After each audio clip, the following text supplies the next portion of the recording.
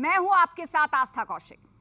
करौली सरकार, एक ऐसा नाम जिनके साथ न जाने कितने चमत्कारों के दावे जुड़े हुए हैं। कोई कहता है करौली सरकार नेगेटिव एनर्जीज को दूर भगा देते हैं, कोई कहता है कि वो कैंसर और ब्रेन ट्यूमर तक का इलाज कर देते हैं, कोई ये कहता है कि वो तरक्की के सारे रास्ते खोल देते हैं। करौली सरकार जब एनर्जी बैलेंस करते हैं तो उनके दरबार में महिलाएं झूमती हुई दिखाई देती हैं, चीखने चिल्लाने लगती हैं, रोने लगती हैं।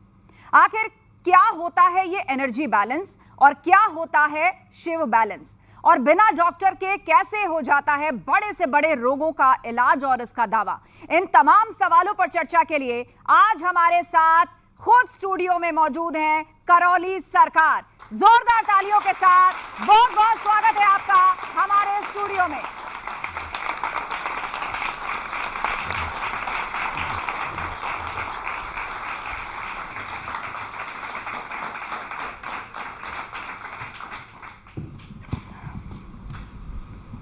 तो आज इस मंच से ढेर सारी बातें होने वाली हैं। हमारे साथ ऑडियंस भी मौजूद है, उनका भी यदि कोई सवाल या जिज्ञासा है तो मेरा अनुरोध है जब मैं आपकी तरफ आऊं तो आप लोग अपने हाथ ऊपर उठाइएगा। हम आपके भी सवाल लेंगे और जो भी जिज्ञासा है आपके मन में करौली सरकार तक हम जरूर लेके जाएंगे।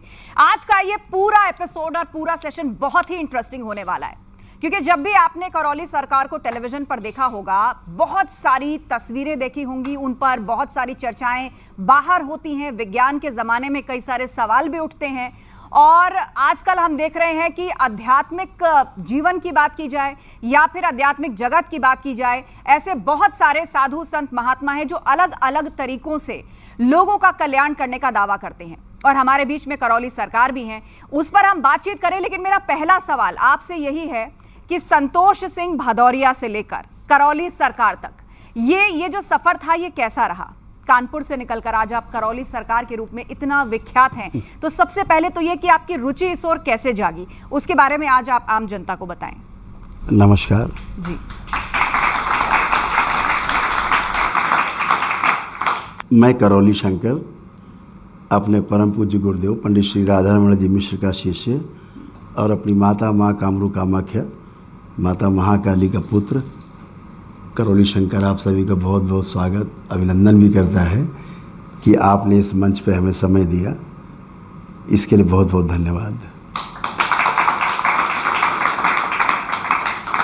दूसरा आपने प्रश्न किया जी, नाम से लेकर के जी, और करौली शंकर तक का सफ़र, आपकी रुचि कैसे हुई, आध्यात्मिक जीवन के प्रति झुकाव कैसे हुआ, और शुरुआत में किस पद्धति को आपने फॉलो किया? हम देखते हैं कि ये रुचि सब में है। हाँ। मुझ में भी थी। स्वाभाविक रूप से हर व्यक्ति स्वस्थ रहना चाहता है और दूसरों को भी स्वस्थ रखना चाहता है, स्वयं सुखी रहना चाहता है और सभी को सुखी रखना चाहता है। ये हर व्यक्ति की चाहना है। अब वो अलग बात है कि सुखी आदमी नहीं रह पाता है या सुखी नहीं रख पाता है, इच्छाएं घेर लेती ये उसके संस्कारों पर निर्भर है, ये उसकी शिक्षा पर निर्भर है कि वो कर पाता है या नहीं कर पाता है। जैसे एक ये पीछे वाक्य लिखा है, करौली सरकार का चमत्कार लोक, मैं इसका पुरजोर तरीके से खंडन करता हूँ।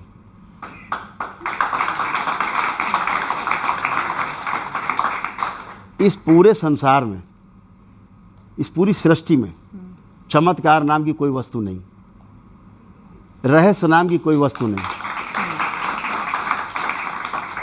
भूत प्रेत नाम की कोई वस्तु नहीं, है ही नहीं। इसका मैं जोरदार खंडन करता हूं और मैं आपको प्रमाण देता हूं। ये हमारे द्वारा लिखी गई पुस्तकें हैं 2020 में, आप इसको कोड कर सकते हैं, बाद में आप दिखा सकते हैं कि जो पहला ही हमारा पेज है जिस पर कि इस बात का इंग्लिश और हिंदी वर्जन दोनों है, जिस पर कि उद्घोषणा है। अगर 4 लाइन आप ऑडियंस को पढ़ के सुना देंगे तो वो और स्पष्ट हो जाएंगे कि दरबार की ऑडियोलॉजी क्या है। इसमें पहली लाइन वही लिखी गई है जिसका जिक्र करौली सरकार जी ने अभी किया कि अस्तित्व में रहस्य या चमत्कार जैसी कोई वस्तु या घटना नहीं होती, बल्कि जो भी होता है वो प्रकृति के नियमों के अनुसार ही होता है, और प्रकृति का आशय ईश्वरीय रचना और प्राकृतिक व्यवस्था का आशय ईश्वरीय विधि विधान से है। तो अगर ये सब कुछ ईश्वर के विधि विधान से हो रहा है और आप कह रहे हैं कि चमत्कार जैसी कोई वस्तु नहीं है, तो गंभीर से गंभीर बीमारियों का इलाज, फिर आखिर विज्ञान और डॉक्टर किस काम का है? आप एनर्जी की बात करते हैं, आप पितरों से मुक्त कराने की बात करते हैं, तो फिर ये सब क्या है? हाँ, ये विधि है जी, ये एक ईश्वरीय व्यवस्था है। जैसे हमारा भौतिक शरीर है जी, तो इसको जो हमारा अभौतिक शरीर है वो चला रहा है। अगर जिन लोगों ने इस पर ध्यान दिया है कि केवल ये शरीर ही जो दिख रहा है ये नहीं है, इसके पीछे वो भी है जो इसके अंदर रह करके सुन रहा है, इसके अंदर रह के देख रहा है, इसके अंदर से ही सारे कार्यक्रम कर रहा है, उसके अनुसार ही शरीर चलता है। अगर वो ये देख पाता है तो उसको चमत्कार नहीं लगता है। जो शरीर मान के ही जी रहा है वो चमत्कार में जीता है, रहस्य में जीता है। और जो शरीर और उसके साथ जो व्यवस्था है जीवन की, जो जीवन है जिसे हम कहते हैं, आप चेतना और आत्मा की बात कर रहे हैं? हाँ, अगर हम बात करेंगे वो थोड़ा विषय इस तरह का है, उसमें लंबा समय चाहिए होगा।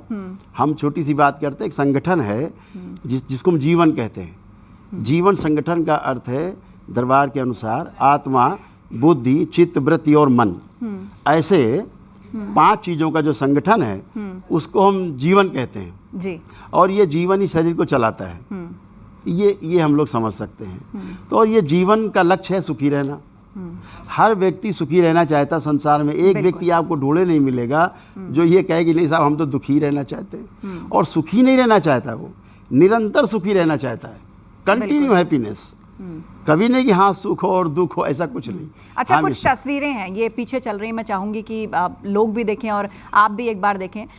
ये बहुत सारे फॉलोअर्स हैं, ये बहुत सारे डिवोटीज़ हैं आपके, और आपके दरबार में ऐसी बहुत सारी महिलाएं आती हैं। हमने देखा है कि वो अचानक रोने लगती हैं, चिल्लाने लगती हैं और लेट जाती हैं ज़मीन पर। ये सब क्या है? इम्बैलेंस है। किस तरह का इम्बैलेंस? एनर्जी का। ये एनर्जी का जो हमारे अंदर है उसका इम्बैलेंस है।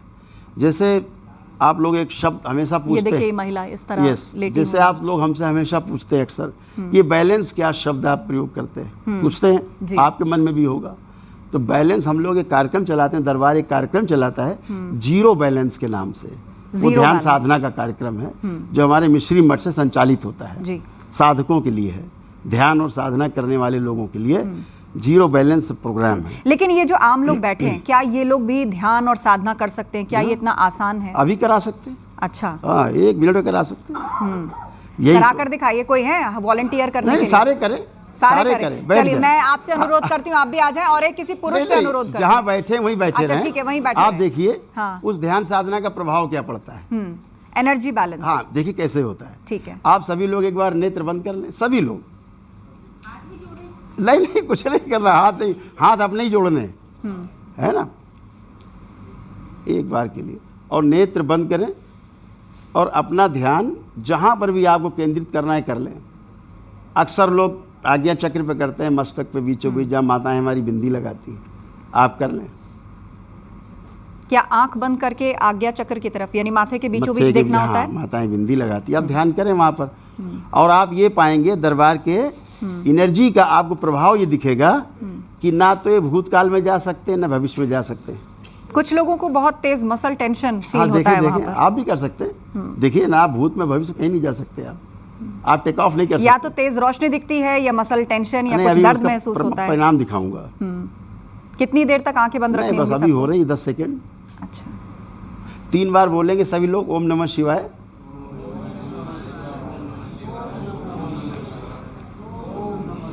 सभी लोग नेत्र खोल देंगे, सभी लोग। अब देखिए इसका प्रभाव क्या पड़ा। परिणाम आना चाहिए ना। बिल्कुल। तो जितनी हमारी माताएं बहनें बैठी हैं, सब भाई बैठे, बच्चे बैठे हैं, अब आप सभी जिसको आप दुनिया में सबसे खराब आदमी मानते हो, जिसके लिए आपको रोज विचार आता हो कि ये आदमी बहुत खराब है, ईश्वर करे ऐसा हो जाए वैसा हो जाए, उसके बारे में भी आप सोच के देखिए। कोई एक निगेटिव थॉट्स कि आपको आ रहा है, आप देखिए, खूब प्रेम से अपने में देखिए। आप भी देख सकते हैं, वो आपके साथ भी हो चुका है, आपने किया नहीं। मैं अलग तरह की साधना में उस वक्त, लेकिन हाँ, इसके बाद मैं जरूर कोशिश करूंगी और आपके साथ बैठ के कुछ समझूंगी भी। तो अभी सब देखेंगे, इन्हें किसी को एक निगेटिव थॉट्स नहीं आ रहे हैं।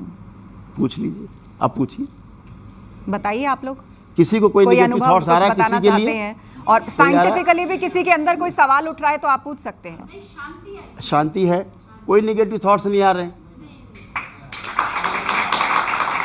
चलिए। ये तो रही लोगों की बात।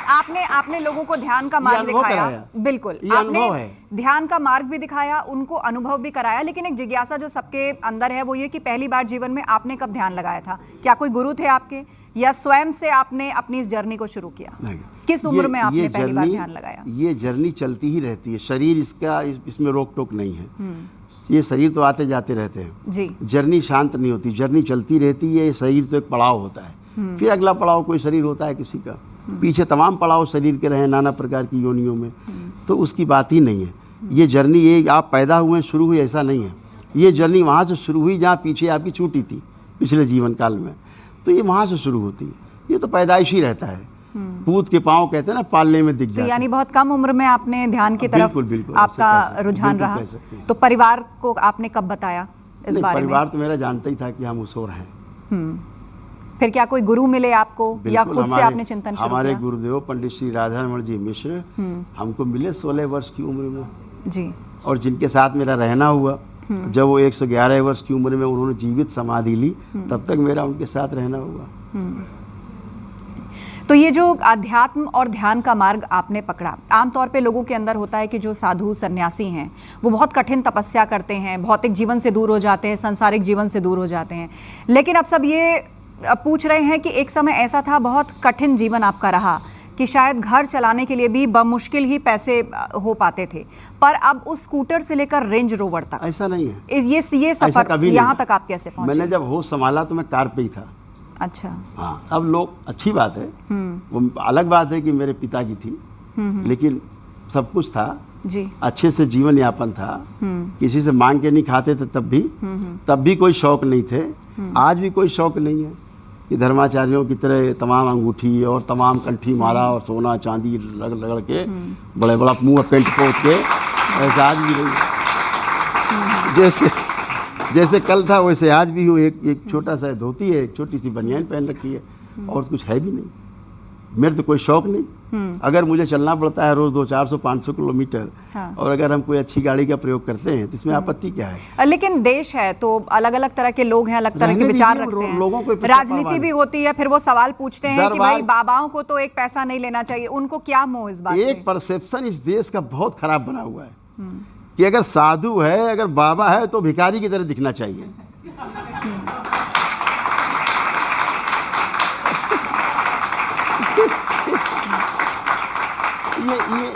ये कौन सा परसेप्शन बन गया है? अगर हमें आज यहाँ से बेंगलोर पहुँचना है तो क्या पैदल जाऊँ मैं?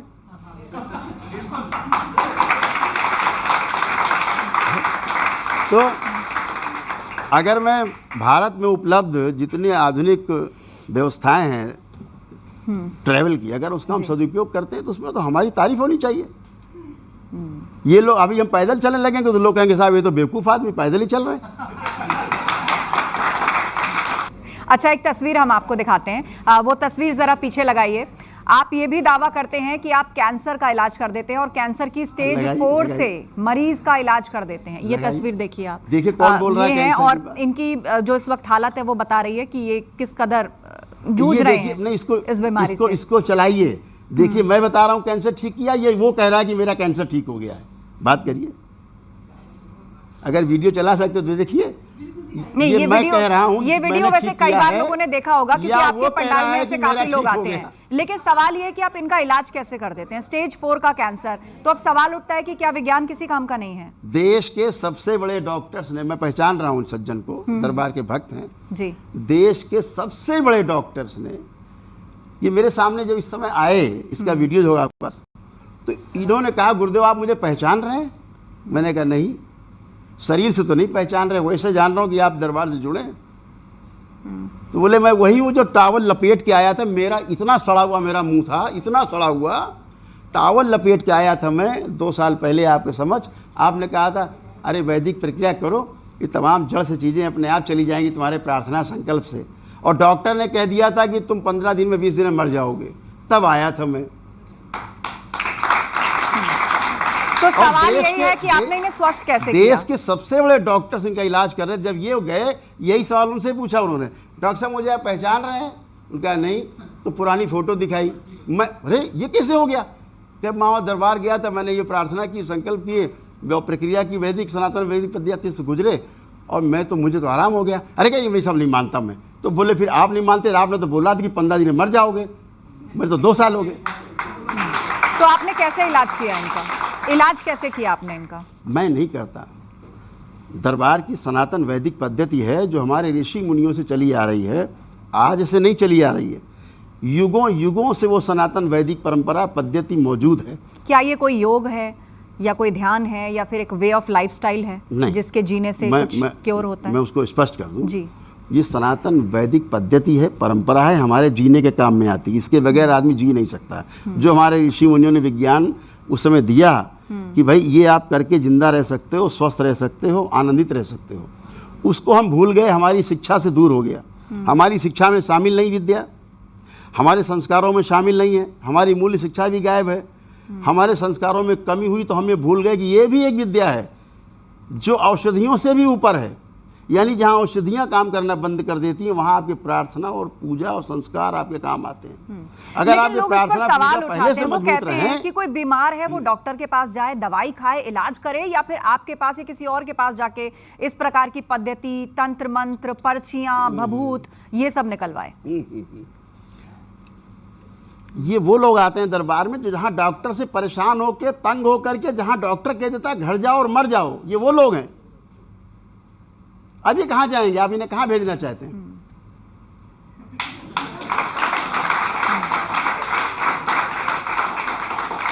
चलिए एक और तस्वीर मैं आपको दिखाती हूँ। जब मृत्यु दिखती है तो धर्म फिर याद आता है।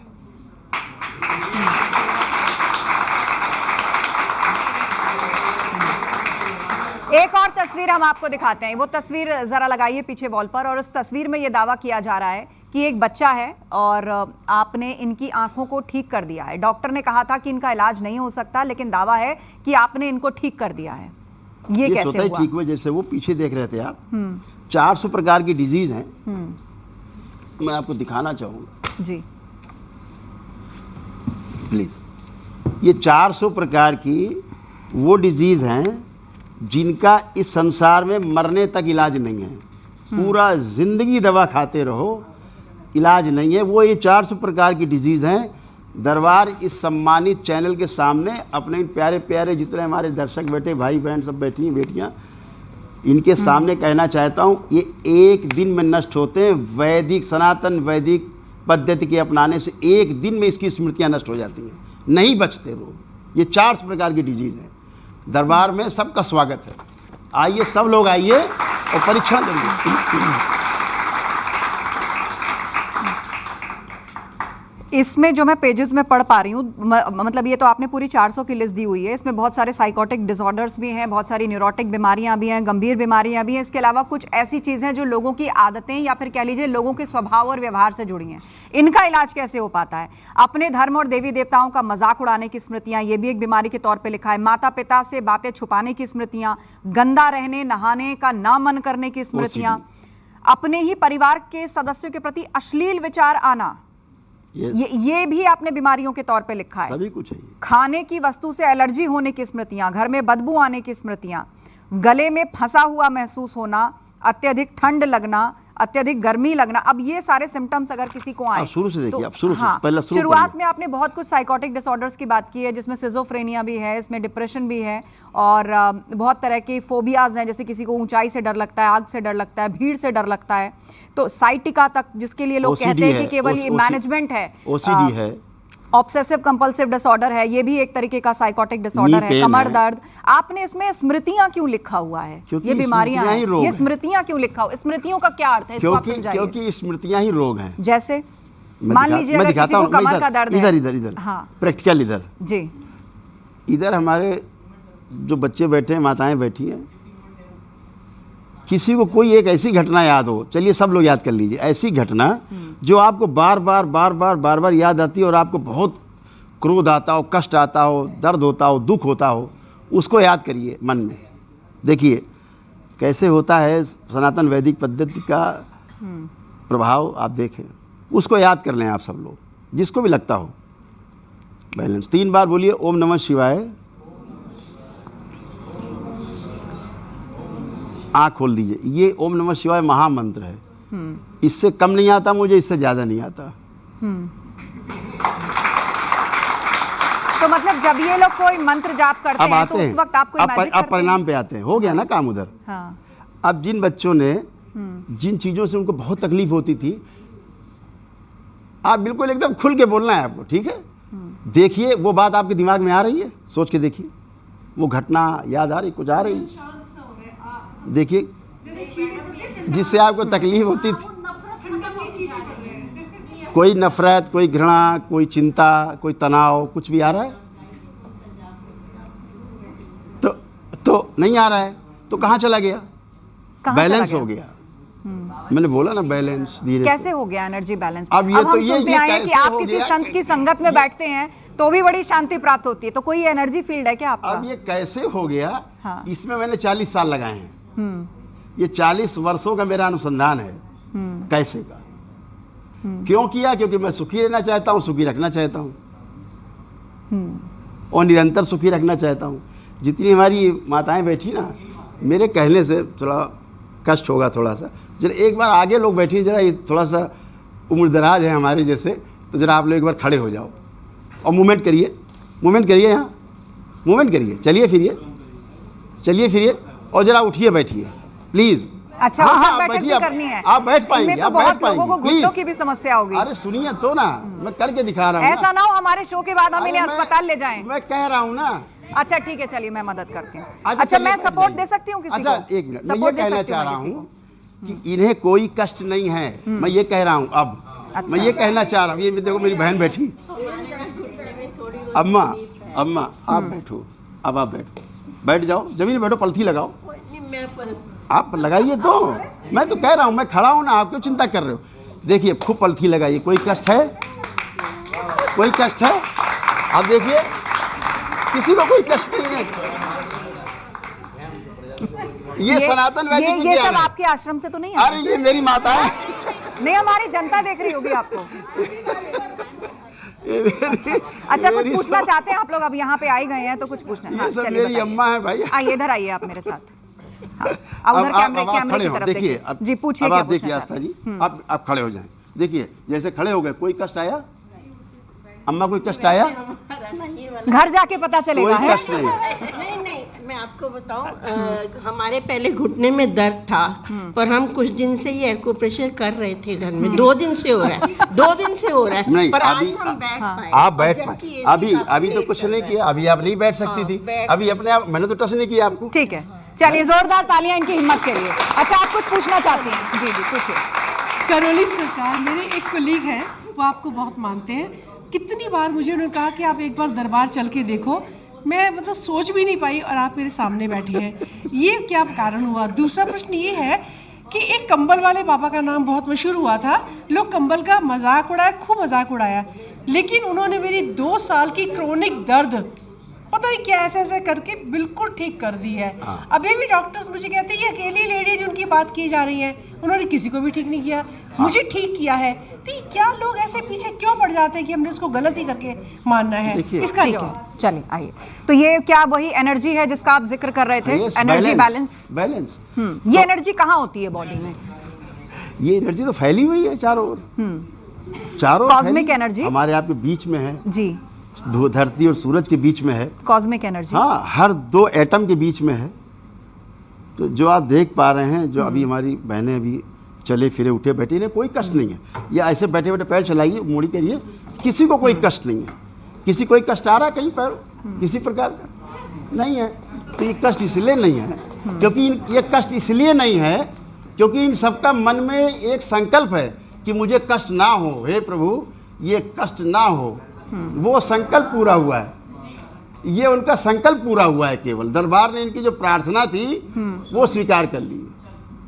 ठीक है, इतना हुआ है। कुछ और तस्वीर हम आपको दिखाते हैं और उसके साथ सवाल भी है कि कई बार लोगों को कोई परेशानी होती है डॉक्टर के पास जाने से पहले, या अगर वो आपके पास आए तो आप डायग्राम दिखाकर बता देते हैं कि भाई किडनी खराब है। अब बताइए, देश में इतनी डायग्नोस्टिक लैब्स हैं, इतने डॉक्टर्स हैं, उनकी तो दुकानें बंद हो जाएंगी और साइंस के निशाने पर आप आएंगे सो अलग। देखिए ये तस्वीर है और ये डायग्राम है जिसको दिखा के आप बता देते हैं आपकी किडनी में प्रॉब्लम। आने के लिए तो बैठे, ये क्या टेक्निक? मैं चाहता हूँ लोग मुझको निशाना बनाए और बात को समझें।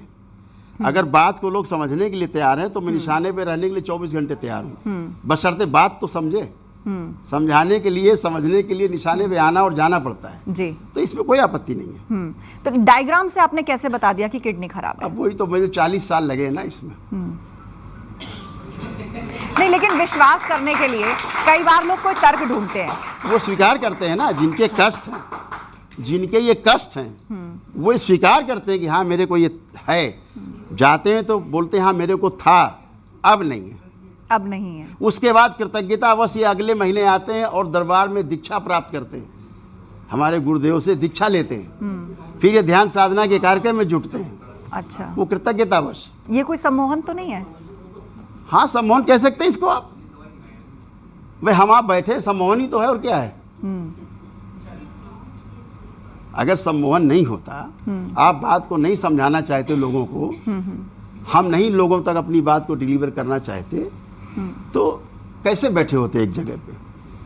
हमारा भाई बहन का भी तो सम्मोहन हो सकता है, हमारे बच्चों का, पिता बच्ची का संबंध भी तो हो सकता है सम्मोहन का। सम्मोहन को लोग गलत अर्थों में बहुत लेते हैं उन शब्दों को, लेकिन ये सम्मोहन सब में बना रहता है। क्योंकि कुछ घटनाएं ऐसी हुई ना पूर्व में कि बहुत सारी महिलाओं ने कहा कि उन्होंने जेवर उतार के दे दिए, जैसा जैसा कहा करके दे दिए, तो वहां भी कोई सम्मोहन का एंगल सामने आया था। ये सब टोटका टाइप के लोग हैं जिसका दरबार जोरदार खंडन करता है। सारे टोना टोटका, जादू टोना, जितना झाड़ फूक, दरबार इनका खंडन करता है और भारत सरकार से, प्रदेश सरकार से ये मांग करता है, बराबर करता रहा है। मेरी बुक्स में भी लिखा है, आपने पढ़ा, कि इन सब के विरुद्ध कड़ा कानून बनना चाहिए और इन सब की जगह जेल में होनी चाहिए। ठीक है, एक और तस्वीर मैं दिखाती हूँ, उस तस्वीर को वॉल पर लेकर आइए। और इस तस्वीर में ये दावा किया जा रहा है कि आपने इस महिला के पति का लिवर ठीक कर दिया। ये जो महिला है बहुत कष्ट में आपके पास आई, आपने इनका लिवर ठीक कर दिया और डॉक्टर ने ट्रांसप्लांट करने की बात कही थी, लेकिन आपके आने के बाद ही ठीक हो गई। अपने प्रार्थना संकल्प से ठीक हो गया। लिवर ट्रांसप्लांट को कैसे टाला जा सकता है? वो अपने आप ही होता है। आप भेजिए, किसी को हो रहा है वो भी करके देख ले। आप में से है किसी को गंभीर समस्या? है किसी को यहाँ ऐसी कोई गंभीर समस्या? इस समय किसी को कोई कष्ट नहीं है। इस समय इतने लोग यहाँ बैठे हैं। हाँ। आप कुछ कहना चाहते हैं? रुकिए, मैं माइक लेकर आती हूँ आपके पास। मैं माइक लेकर आती हूँ आपके पास। अभी आगे लाइन की गई। जी, क्या नाम है आपका? ओम प्रकाश है मेरा नाम। हाँ, 3 साल हो गए घुटने में दर्द। हाँ जी, बैठिए। बैठिए। आस्था जी, ये जो भैया हमारे, ये हमारे भैया बोले जी, इनका आप लिख लीजिए, आपके पास रिकॉर्ड रहेगा। दरबार इनका निःशुल्क वैदिक अनुष्ठान कराएगा और उसके बाद इनका इंटरव्यू लीजिएगा। इन्हें कोई कष्ट ही नहीं बचेगा जो बता रहे हैं। न्यूज़ 18 की तरफ से आप किसी को लिख के भेजेंगे, मैं इनको टेस्टिंग के लिए भेज रही हूँ, कृपा करके। ये जो 400 डिजीज है, इनमें से इनको ये प्रॉब्लम है, दरबार उनका निःशुल्क वैदिक अनुष्ठान कराएगा। आप लिख के भेजिए। अच्छा, यस। एक और महत्वपूर्ण सवाल है कि आपके दरबार में महिलाएं झूमने लगती हैं, चीखने लगती हैं। ये किस तरह का एनर्जी है? जो उनका डिसबैलेंस था आपके यहाँ बैलेंस हो गया, ऐसा क्या क्यों ये हुआ? स्मृतियाँ रहती हैं। ये हमारे स्वयं की स्मृतियाँ, हमारे पितरों की स्मृतियाँ, कुछ परसेप्शन बन जाते हैं, मस्तिष्क स्वीकार कर लेता है उसको।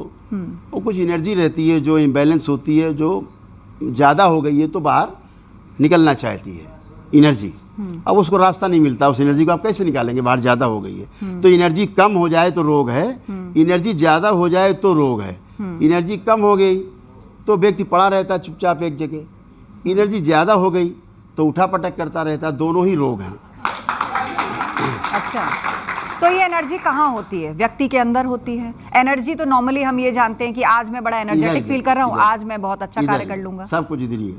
ये जो सिस्टम है सारा कुछ इधर ही है, बाकी ये तो सॉफ्टवेयर है। पूरा सारा हार्डवेयर यही है, इसी जगह इंस्टॉल है ये। ठीक है, मदरबोर्ड इधर ही है। अगर ये ठीक तो सब ठीक, ये गड़बड़ तो सब गड़बड़। हमने सुना है कि आप यमराज को भी वापस भेज देते हैं। हमने सुना है आप यमराज को भी वापस भेज देते हैं। आपने अपने पंडाल में किसी से कहा था कि भाई यमराज को वापस भेज दिया मैंने, तो क्या आप मृत्यु को भी टाल देते हैं? हो सकता है मैंने धीरे से बोला हो, आपको ज्यादा सुनने में आ गया हो। नहीं, बहुत लाउड था, तभी हमने सवाल इसको डाला कि आपने क्यों कहा कि हम यमराज है क्या, पहले इस पे भी समझ लीजिए जाए। यमराज जो आम लोग जानते हैं कि भाई जब मृत्यु निकट होती है तो वो लोगों को लेने आते हैं। है ना आपका, आपको लगता है यमराज कोई व्यक्ति है, मैं यमराज को एक शक्ति मानता हूँ। वो एक एनर्जी है, एक व्यवस्था है। जब आपका इम्बैलेंस होता है तो वो यमराज को आपको खाने के लिए नहीं आते हैं, वो बैलेंस के लिए होता है, आपकी सुरक्षा के लिए होते हैं। ठीक है ना, आपका शरीर आपके लायक नहीं बचा, उसकी जगह दूसरे शरीर में आपको जाना है। ये एक व्यवस्था है जन्म और मृत्यु की। उस व्यवस्था को आप स्वीकार कर लीजिए। जब उस व्यवस्था को हम जाने नहीं होते तो हमें भय लगता है। तो वो एक व्यवस्था जिसे हम यम, नियम, आसन, प्राणायाम कहते हैं, वो इतने ज़्यादा हो गए गड़बड़ तो इसे यमराज कह देते हैं। यानी आपका ही शरीर आपको खाने लगता है, आपकी एनर्जी आपको डिस्टर्ब कर देती है। हाँ जी, लेकिन एक और बात है, आपने अपनी बातचीत के दौरान ये भी कहा कि आप रूस और यूक्रेन का युद्ध भी रुकवा सकते हैं। नहीं, केवल रूस यूक्रेन की बात नहीं हो रही है। रूस और यूक्रेन कोई धरती आकाश नहीं लड़ रहे हैं, लड़ने वाले दो व्यक्ति हैं, राष्ट्राध्यक्ष हैं। तो जब यहाँ बैठे लोग, इतने लोग, किसी के मन में अशांति नहीं है, केवल छोटी सी ध्यान साधना से, तो वो भी ध्यान साधना कर लें आकर के दोनों, रूस और यूक्रेन ध्यान साधना कर कोई भी करे। ध्यान साधना नहीं कर रहे हैं ना वो लोग, लड़ रहे हैं। हमारा भारत तो किसी से नहीं लड़ रहा है। पूरा भारत जो है स्वामी रामदेव जी सबको योगा करा रहे हैं, तो सब आनंद में। अच्छा, आजकल हम देख रहे हैं कि बहुत सारे जो साधु सन्यासी हैं या जो बाबा हैं, वो अलग अलग तरह की बातें कर रहे हैं। कोई पॉलिटिकल स्टेटमेंट दे रहा है, कोई महिलाओं को लेके बात रख रहा है। खासतौर पर हम देख रहे हैं कि महिलाओं को लेके बहुत नसीहत दी जा रही है। हाल ही में अनिरुद्धाचार्य जी ने कहा, उसे लेकर बहुत कुछ विवाद हुआ। आपने उनके बयान को सड़क छाप भी कहा, क्यों? सड़क छाप इसलिए कहा कि पहले अनिरुद्धाचार्य जी ने खुद कहा है कि वो सड़क पर जो ट्रक चलते हैं उसमें ट्रक क्लीनर थे। तो जब इस तरह की कोई भाषा का इस्तेमाल करता है जो असभ्य है, असंवैधानिक है, अश्लील है, तो उससे हम सड़क छाप भाषा के रूप में बात करते हैं कि बड़ा सड़क छाप आदमी है। तो उन्होंने खुद कहा कि हम ट्रक क्लीनर थे। अब ये अलग बात है कि उन्होंने प्रोग्रेस की है, ट्रक क्लीनर से धीरे धीरे कथावाचक तक पहुंच गए, लेकिन भाषा उनकी वही रही। पर संत समाज उन्हें डिफेंड करता है। तो ठीक है ना, अब संत समाज जो डिफेंड कर रहा होगा वो भी इसी तरह का होगा। भाई इस देश में बोलने की जो आज़ादी है, जो अभिव्यक्ति की आज़ादी है, वो केवल इनके जैसे कथावाचक को ही है। प्रेमानंद महाराज जी ने भी कहा कि लड़कियां अगर 4 पुरुषों के साथ रहकर आती हैं तो वो अपने पति को स्वीकार नहीं कर पाती। मतलब हर कोई महिलाओं लड़कियों को ही नसीहतें दे रहा है। प्रेमानंद जी एक संत हैं और उन्होंने जो बात कही उसका उन्होंने खंडन भी किया और दोबारा रिपीट नहीं किया, उसको रिपीट नहीं किया। ये संत स्वभाव है, स्वीकार कर लेना किसी बात को। लेकिन अनिरुद्धाचार्य जी ने उसी बात को बार बार हर चैनल पे, अपने चैनल्स पे, तमाम जगहों पर, तमाम मंचों पर उन्होंने उन्हीं बात को रिपीट किया जिनको हम नहीं रिपीट कर सकते यहाँ। वो 4 जगह वाली बात कि बच्चियाँ 25 साल तक होते होते ऐसा, मैं यहाँ माताएं बहनें मेरे सब भाई बैठे हैं, क्या इस बात को स्वीकार करते हैं कि जो कहते हैं कि 25 साल तक होते होते बच्चियाँ ऐसा कर लेती हैं 4 जगह, वैसा कर लेती 4 जगह, ऐसा करती हैं क्या बच्चियाँ? ये सब गलत बात कह रहे हैं, गलत बात है, उनका विरोध होना चाहिए। अभी वो केवल इसलिए उनको डिफेंड कर रहे हैं कि भाई संत हैं, ये संत हैं, इनके बारे में ना बोलो। अरे भाई संत बोल क्या रहा है? मोनोलॉग चल रहा है क्या कि वो बोलेंगे और हम गाली सुनेंगे? अगर कोई बच्ची पलट करके कमेंट कर देती है, उनको एक बच्ची ने कमेंट कर दिया, केवल एक बच्ची के कमेंट से इतना डर गए कि गोलियां चलने लग गई। गाली दे रहे थे, अब गाली से गोली तक पहुंच गए। अच्छा, वास्तव में सनातन परंपरा में महिलाओं के लिए क्या स्थान है? क्या सारी नसीहतें, क्या सारे धर्म के जो परंपराएं हैं, बिल्कुल, पति परमेश्वर है, क्या वो सिर्फ महिलाओं के लिए? आप सही कह रही हैं। इस देश की ऐसी व्यवस्था हालत हो गई है, अग्नि परीक्षा केवल सीता ही देगी, अग्नि परीक्षा माताएं बहनें देंगी, पुरुषों का कोई इसमें दायित्व नहीं है। वो नकारा है, बदमाश है, उनको कोई नहीं पूछ रहा। उनको कोई क्यों नहीं नसीहत देता? उनको कोई क्यों नहीं सही मार्ग बताता? ये बात तो धर्माचार्यों से पूछना चाहिए कि जिस बच्ची के घर में जिसने कमेंट किया, लिव इन के ऊपर कोई बात हुई होगी, तो अभिव्यक्ति की आज़ादी सबको है। अगर आपको आज़ादी बोलने की तो सबको आज़ादी बोलने की है। अगर उसने बोल दिया तो घर में गोली चल रही है, एक खंडन तक नहीं आ रहा इनका। इसका मतलब आप सहमत हैं कि उस घर में जो गोली चली है, साधु संतों के खिलाफ जो बोलेगा उसके घर में गोलियां चलेंगी, बदमाश गोली चलाएंगे साधु संतों को डिफेंड करने के लिए। यही इनका धर्म है, यही धर्म है इनका, यही नारी धर्म निभा रहे हैं। ये नारियों के सम्मान में है ये गोलियां चलवाना। रामभद्राचार्य ने भी महिलाओं को लेकर बात कही, लेकिन उन्होंने मुस्लिम महिलाओं के लिए कहा कि भाई यूज एंड थ्रो का कॉन्सेप्ट है इस्लाम के अंदर। उन पर भी सियासी हमले होने लगे कि मुस्लिम महिलाएं 20 बच्चे पैदा करती हैं, 4 बच्चे पैदा करती हैं, तो अब उन पर भी हमले किए जा रहे हैं कि भाई आप हमें नसीहत मत दीजिए, आपके यहाँ पर अगर हम बोलेंगे तो आपको अच्छा नहीं लगेगा। ठीक है ना, घूम फिर के बात महिलाओं पर ही आती है। स्वामी जी ने अपने अनुसार जो भी कहा होगा, लेकिन मैं कहता हूं बात को आप जब बार बार रिपीट करते हैं, उन्होंने कहा अनुरुद्धाचार्य जी ने कि 16 वर्ष से कम उम्र बच्चियों की शादी हो जानी चाहिए। उन्हें पता है माँ बनने का दर्द क्या होता है, दोबारा से जन्म होता है माँ का। जब माँ कोई बच्चे को जन्म देती है तो माँ का भी दोबारा जन्म होता है। और हमारे देश का कानून कहता है 18 वर्ष से कम उम्र में अगर विवाह हुआ है तो अपराध है। बिल्कुल। और अगर उस बच्ची के सहमति से कोई संसर्ग हुआ है उससे, तो भी वो रेप की श्रेणी में आता है।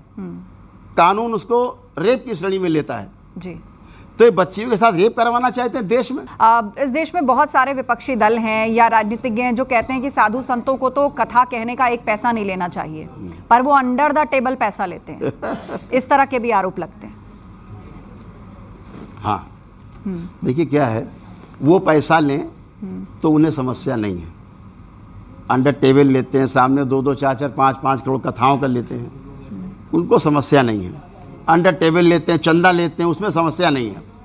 लेकिन अगर दरबार किसी को विधि पूर्वक, विज्ञान पूर्वक अगर किसी की प्रक्रिया कराता है, उसमें सारे ब्राह्मण देवता दरबार के होते हैं, हाँ, और वो प्रक्रिया चलती है, दरबार के प्रार्थना संकल्प से जुड़ता है व्यक्ति, ईश्वर से जुड़ता है, दरबार उस पर पूरी कोशिश करता है मिलजुल करके लोगों को शारीरिक मानसिक रूप से स्वस्थ करने के लिए प्रेरणा देता है, और उसमें अगर वो फीस चार्ज करता है, क्योंकि दरबार किसी से चंदा नहीं लेता है, ठीक है, तो उसमें आपत्ति है जी, उसमें आपत्ति है।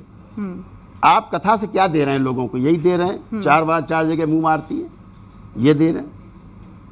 इन्होंने एक कॉन्सेप्ट दिया बच्चों को, लिव इन का एक कॉन्सेप्ट दिया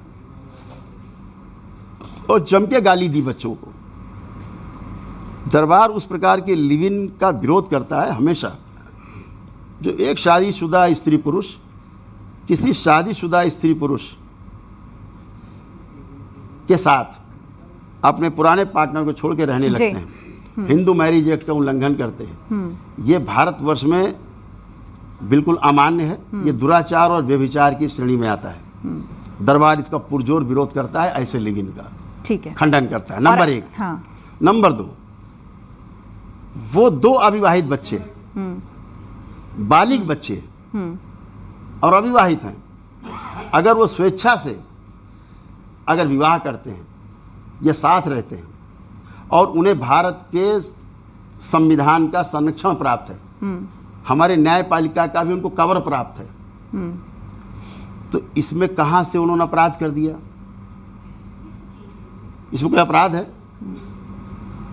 जब भारत का सर्वोच्च न्यायालय उनको कवर देता है कि 2 बालिग बच्चे, 2 अविवाहित बच्चे अगर विवाह कर रहे हैं, साथ रह रहे हैं, इसमें आपत्ति किसको है? देश का सुप्रीम कोर्ट भी इसको अपराध की श्रेणी में नहीं मानता है। हमारी संसद भी नहीं इसको मानती है। हमारे बच्चे बच्चियां अगर कर रहे हैं तो इसमें दोष किसका है? इसको लिव इन मानते हैं वो। बिल्कुल, ये लिव इन नहीं है, ये प्रेम विवाह है, ये गंधर्व विवाह है। गंधर्व विवाह। और इसे गंधर्व विवाह की श्रेणी में जो शास्त्रों में वर्णित है 8 प्रकार के विवाह हैं जी, उनमें से एक विवाह ये गंधर्व विवाह है। और गंधर्व विवाह हमारे जो आराध्य, मेरे स्वयं के मेरे जो आराध्य भगवान नारायण, भगवान श्री कृष्ण के रूप में रहे, उन्होंने स्वयं गंधर्व विवाह कराए हैं। सुभद्रा के साथ अर्जुन का कराया जी, ठीक है। और इससे बड़ी बात बताएं आपको, ये देश का जो नाम है ना, भारतवर्ष, महाराजा भरत के नाम पे पड़ा है। ये भरत के नाम पर पड़ा भारतवर्ष। और भरत प्रेम विवाह से उत्पन्न हुई संतान थे, गंधर्व विवाह से उत्पन्न हुई संतान थे भरत। उनके नाम पे भारतवर्ष से आप उनको गाली दे रहे हैं। तो हमारे आराध्य ने, जो भगवान श्री कृष्ण ने इसको मान्यता दी, आप कौन होते हैं प्रश्न खड़े करने वाले? ठीक है। तो पौराणिक काल से लेकर के, द्वापर से लेकर के अगर कलयुग तक आज हमारा भारत का संविधान, हमारे भारत के न्यायालय, सर्वोच्च न्यायालय उसको कवर दे रहे हैं, बच्चों को संरक्षण दे रहे हैं, तो इसमें क्या आपत्ति है? चलिए, आपने लिव इन रिलेशनशिप को जिस तरीके से डिफाइन किया है, मुझे लगता है बहुत सारे साधु संत बाबा सन्यासी हैं जो उसके विरोध में बयान देते रहे हैं और उसे लेके देश के यूथ और देश के कानून के बीच में एक चर्चा और एक खिंचाव की स्थिति बनती रही है, लेकिन आपने उसको एक अलग रूट से समझाया है। बहुत बहुत धन्यवाद करौली सरकार जी, आप हमारे स्टूडियो में आए। आप सभी ऑडियंस का बहुत बहुत धन्यवाद। जोरदार तालियों के साथ इस शो को यहीं खत्म करते हैं। बहुत धन्यवाद।